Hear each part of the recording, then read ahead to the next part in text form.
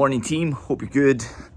Getting out for a bit of a walk after a little bit of work from 4:30 till 6:30 with the wee man. Getting myself and mummy up this morning, and good times because the first couple hours have been pretty productive, but I thought I would make this extra productive before I go into what was even the start of my day plan by recording a quick podcast, something that I thought, it's maybe not clickbaity, but it is something that is really, really important, drastically improves sales in a coaching business, drastically improves revenue, profitability, consistency of all of those things, and something that comes up unbelievably often. This is not for outliers. This is not something that happens for the odd coach here and there. I would say that this probably happens to somewhere in the region of about 95 coaches. By the way, this is my favorite little, is water not just the most peaceful thing in the world, other than that thing that says watch out for the alligators and snakes, and there's a duck right in the middle, doesn't even care, didn't even read the sign. Anyway, so this is all about self-sabotage. Self-sabotage in coaching businesses is so unbelievably common because speed of growth in a coaching business can be quicker than just about anything else. Further to that, speed of growth in a coaching business leads to a lot more profitability, and here's the big reason why. When you're in any other type of industry, you're self-employed, well, not self-employed, I should say, or indeed you're self-employed, but you're in a business that doesn't have such high margins and ease of growth as a coaching business. Now, you might be a coach that's going, hey, I'm really struggling right now, this doesn't make any sense to me. You probably just don't have the right strategies in front of you that are aligned with you, that you can see yourself doing long term. If you did have the right strategies in front of you, then you probably would be seeing growth a lot quicker. And sometimes coaches are, especially with newer coaches, they're a little bit unrealistic. So it's like they think the coaching business is only successful if they're hitting, 20k, 30k, 40k, 50k, 60k months, when they were doing 2k a month, 2k a month very recently. In fact, I had a client last year who came in with the question that we ask on the front end is, what is the average income in your business over the last 3 months? And then we say brackets, tell us total divided by 3, and then that gives you an average, and then you can go from there. And it was 2.2k or 2.3, I think it was. What's happening? 2.2 or 2.3k on average. First month did over 10k inside the coaching business. Posted into our group how unbelievably excited that they had done more than 4 times their average month, and then a few days later posted how unbelievably stressed they were that things weren't going to plan, that they weren't growing fast enough, and things of that nature. These things happen. So sometimes there is unrealistic elements to it, but for the most case, coaching businesses are easier to grow than just about any other business. Profitability is immensely easy to grow because it's such a high margin business. And this is where self-sabotage comes into it, because people feel very uneasy when they grow quickly, when they have a lot more revenue coming into their life, but also much more profitability into their bank account. And that happens in coaching businesses more than anything.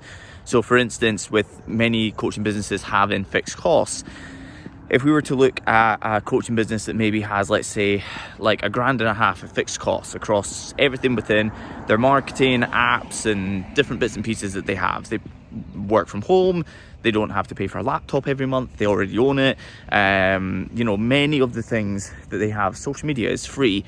Sure, they might be running Facebook ads and things like that, but for the reason of acquiring more clients, so it all works out. However, if they have those like fixed costs inside their coaching business, and let's say they're even on 2.5k a month, well, if they've got £1,000 product, which is very common in the coaching space. If they have £1,000 product, they can have one additional client come on in that 30-day period.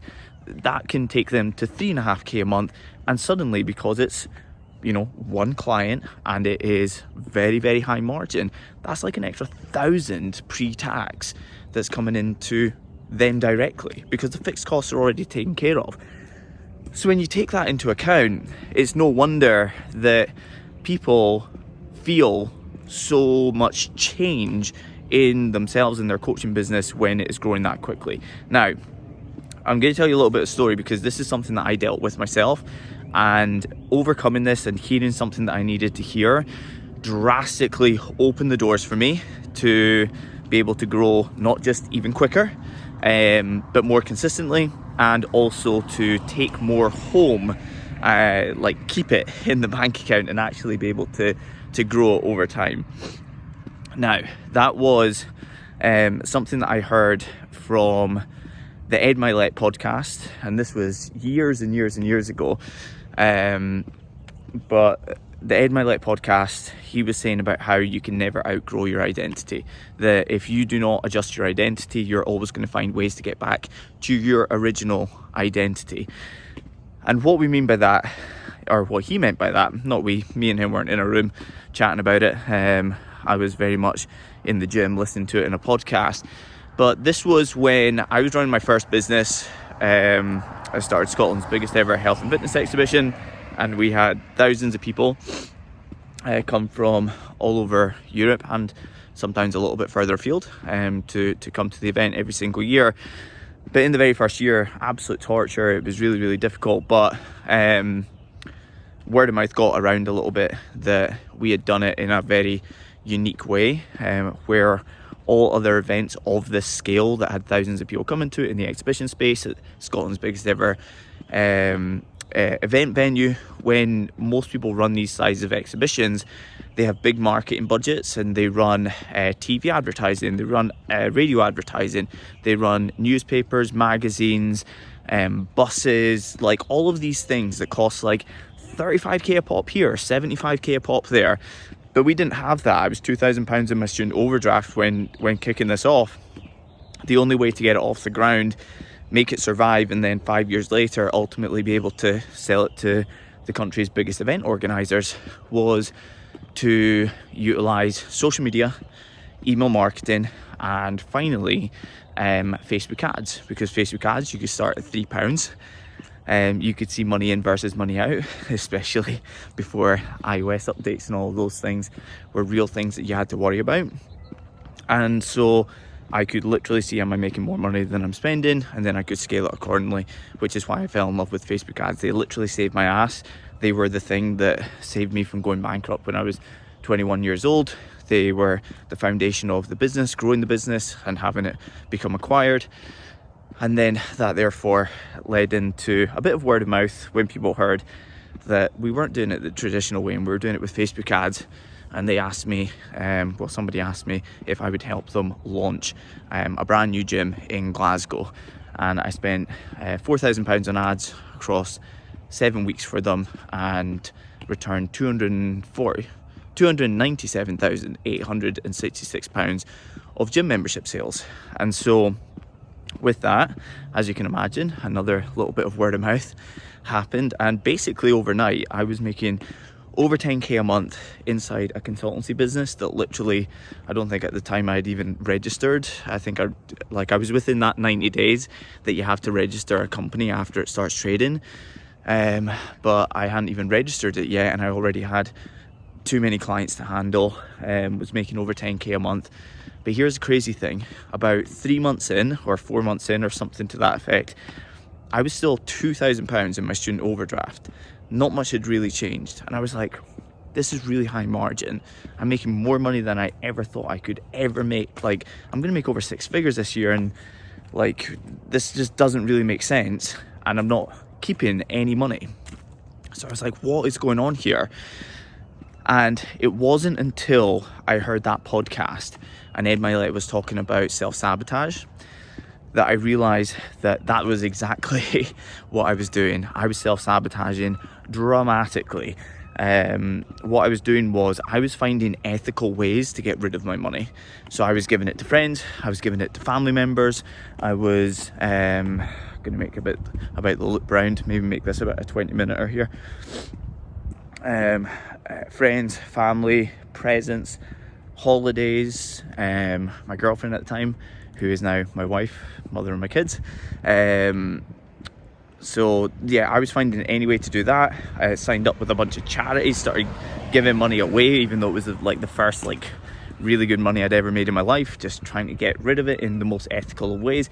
And this wasn't like a conscious thing at all, it was completely subconscious. And this is, you know, when I heard him talk about it and he was saying about you'll never outgrow your identity, people will find ways to self-sabotage without having to think about it. And then he was talking with relation to income specifically, and it just made me click. I took a step back. I remember being in the gym at the time. It was a gym near where I was staying in Glasgow at the time. And I remember it was like 9:30 at night, training, and hearing that and then realizing that I was doing exactly what he was saying. And what he was talking about was not just that self-sabotage happens, but why it happens.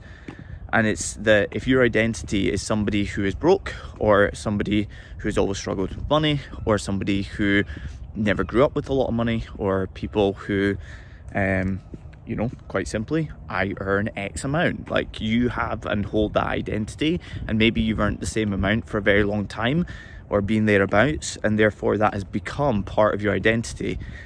Well, the crazy thing is that albeit that you can feel internally like you're trying to get away from it, as soon as you get away from it, it can have a whole host of new problems in your mind.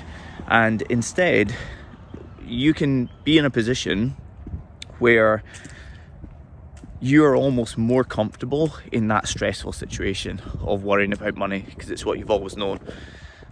And this is, like, I'm certainly not a psychologist, but this plays out in a lot more ways in life, in some very, very sad instances. When you watch like some documentaries and things about people's like life stories, and some that are horrific, and you realize that sometimes people navigate back to what they've always known. It's the exact same thing here with relation to money. And when people are in that position and going from, let's say, 2.5k a month inside their coaching business, they fly up to 10k a month, 15k a month, 20k a month, 25k a month.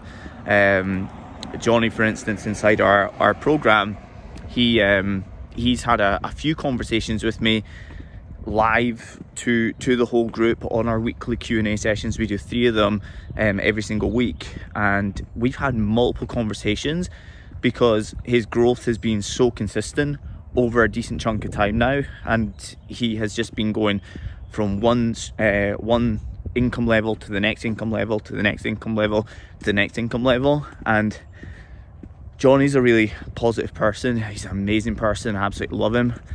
Love to see him at all of our live events. And yeah, he's just great. But he's been in that position just about every other coach, but Johnny actually speaks about it, which is why he's able to have somebody talk from experience about going through that type of thing. And yeah, it's made a huge difference. But with me personally, until I realized that this was a thing, I wasn't able to overcome it at all. Like, not at all. It was just something that was going to continue being there until I heard it. So I hope that me talking about it here can help you realize, firstly, that this is something that needs to happen, that you need to address it. And then the second thing here, because this was majorly powerful for me, was realizing what the next step was. Now, for me personally, the next step was that I actually had to not just set goals, because goal setting a lot of the time, especially in the coaching space, people will set goals and they'll sit down and they'll write down a number that they don't believe that they can hit. Like, I assume I'm supposed to put down double or triple my current revenue, but they don't actually believe it in any way, shape or form. And so if you want to have your goals not be wishy-washy, and you want your goals to not just be something that you're, inverted commas, aiming for, but something that actually makes you get there, you need to be able to believe it. And it comes back to what Tony Robbins says, which is that we always meet our musts. And so when we see our goals as I need to hit these, that it is a must that I hit these, then we're much more likely to make that happen.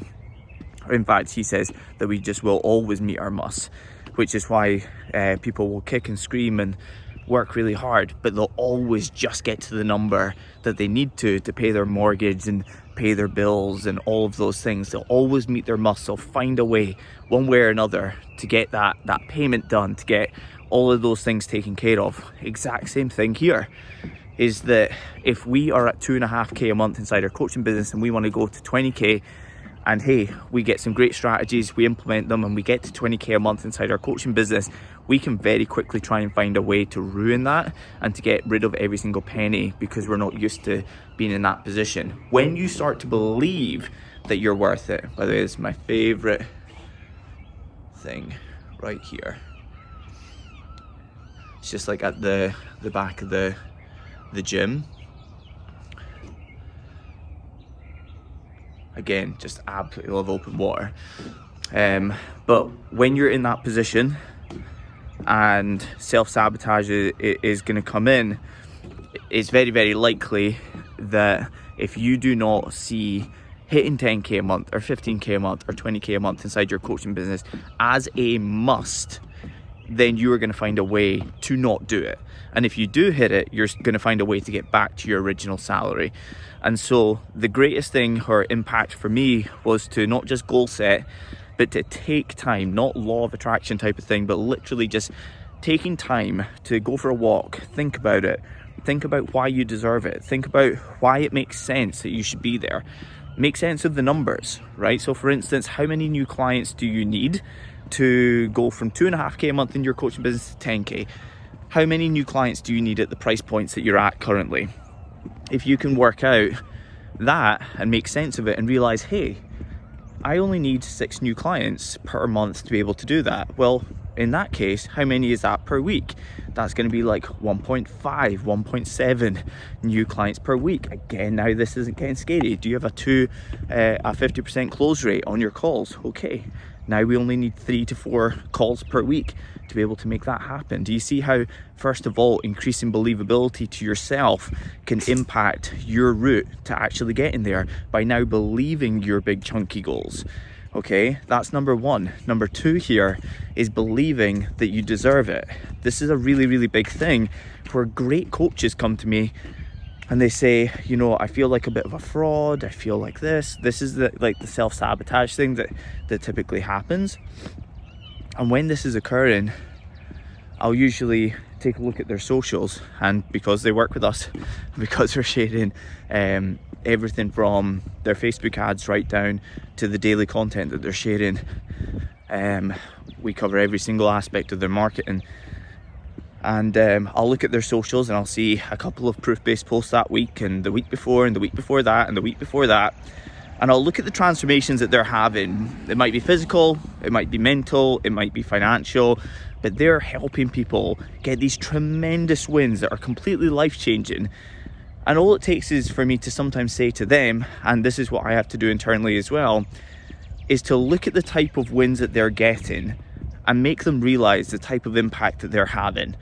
Now are they worth 10K a month? Now are they worth 20K a month? Now are they worth 30K a month? And so on and so forth. And so the first thing is goal setting. The second thing is making sense of those goals and how simple it is to actually get there if you've got the right strategies. And then the third thing is realizing that you deserve it. And if you don't take the time to think about these things, goals will stay as goals that you do not believe. They will not pull you up. They'll be nothing more than a distraction and maybe something that's actually a little bit scary, and your identity will keep you away from it. And so if we want to be able to not just get to the next level financially and everything else inside our coaching business, impact wise and everything else, and then second of all, if we want to be able to stay there and then, or stay consistent with it and continue the growth trajectory, and thirdly, if we want the money that we make not to be flying back out the other side of the bank account immediately, and for you to find ways to keep more of what you earn, invest it, grow it, multiply it, many things that we talked about in Miami at the Systems to Scale Mastermind on the sea.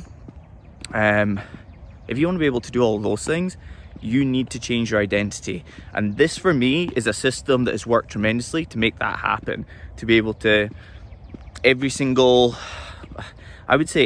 quarter, I'm probably taking a look at this, because this is the final thing that Ed Milet did not say that I wish that he did, because it took me a little bit of time to realize this, that this isn't problem solving once, this is problem solving over and over and over again with the same system. Because if you go from 2.5k to 10k a month inside your coaching business, you need to do this exercise so that you believe that you're worth it, so that you don't self-sabotage, so that you can stay consistent with the growth trajectory that you're on. But here's the thing, when you get to 25k a month, you need to reassess it.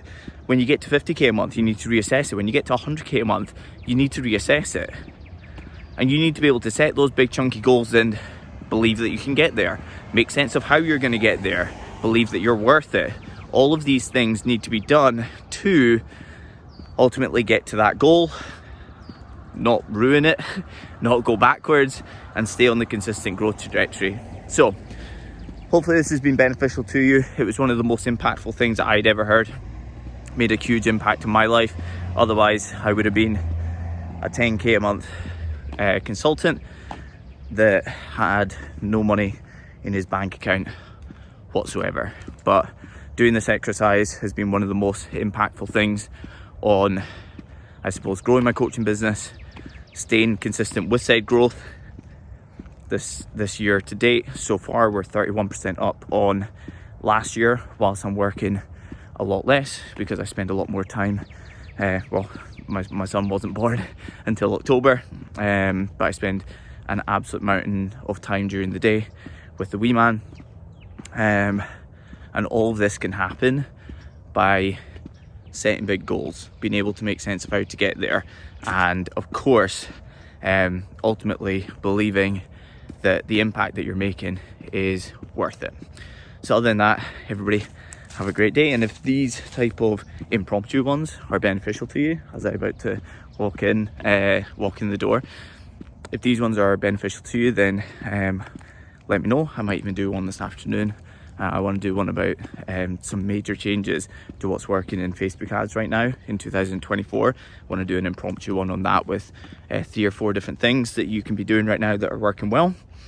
So if you want that, drop below, leave me a comment, like, subscribe, all of that jazz. Big love, see you next video.